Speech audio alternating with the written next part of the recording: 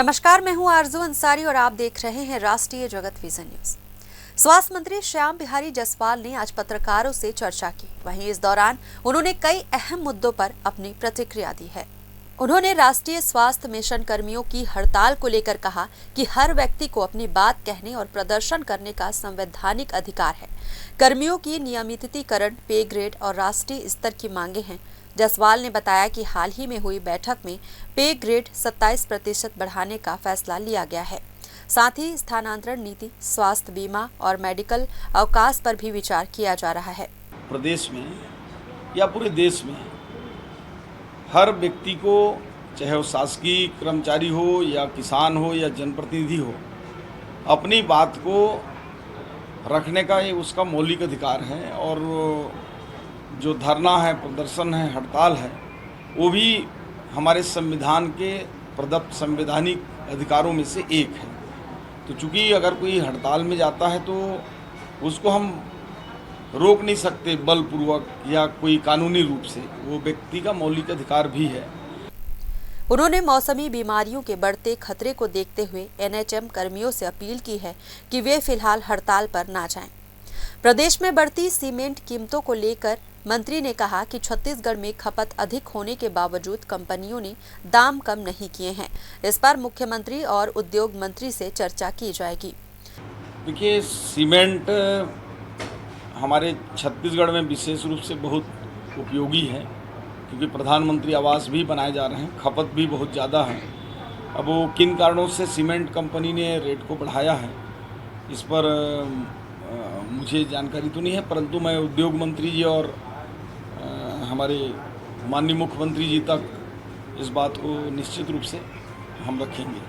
वहीं कांग्रेस द्वारा बीजेपी विधायक विनायक गोयल का वीडियो जारी किए जाने पर उन्होंने कहा कि कांग्रेस के पास कोई मुद्दा नहीं बचा है। उन्होंने कहा कि विधायक भी आम व्यक्ति होते हैं और हर परिस्थिति में उन्हें घसीटना सही नहीं है। देखिए, कांग्रेस क्या है, इनके पास कोई मुद्दा नहीं है। देखिए, विधायक भी तो आम व्यक्ति हैं, कई प्रकार के कार्य रहते हैं, कई प्रकार की स्थितियां परिस्थितियां रहती हैं।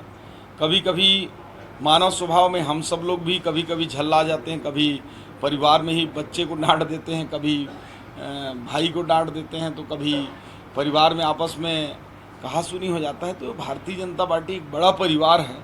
चूँकि जनता के सामने कई प्रकार के जो जनप्रतिनिधि हैं चुनाव के समय वायदे करते हैं, और सभी काम जो है एक साथ पूरा नहीं किए जा सकते।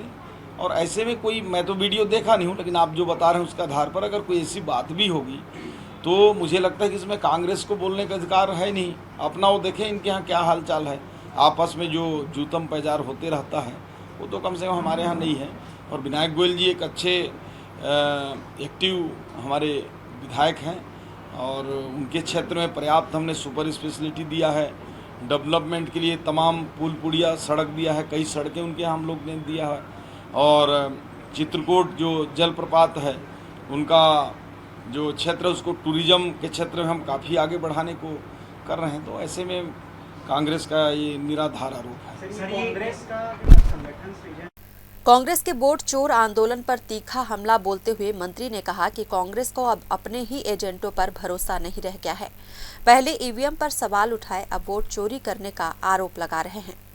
मंत्रिमंडल विस्तार पर पूछे गए सवाल पर भूपेश बघेल पर तंज कसते हुए जायसवाल ने कहा कि ये बेगानी शादी में अब्दुल्ला दीवाना जैसी बात है। कांग्रेस को अपने ही बनाए 2.5 साल वाले फार्मूले की चिंता करनी चाहिए। कांग्रेस के संगठन सृजन अभियान को लेकर भी उन्होंने कटाक्ष करते हुए कहा कि 2 साल से कांग्रेस संगठन बना रही है, जबकि इतने समय में विश्वकर्मा जी भी सृष्टि रच देते। गुटबाजी के चलते संगठन का निर्माण लटका हुआ है। वहीं बीजेपी ने इस दौरान अपने संगठन का विस्तार कर लिया है। फिलहाल इस खबर में बस इतना ही। देश प्रदेश की खबरों से अपडेटेड रहने के लिए हमारे चैनल को सब्सक्राइब करें और नए खबरों के नोटिफिकेशन के लिए बेल आइकॉन जरूर दबाएं। नमस्कार।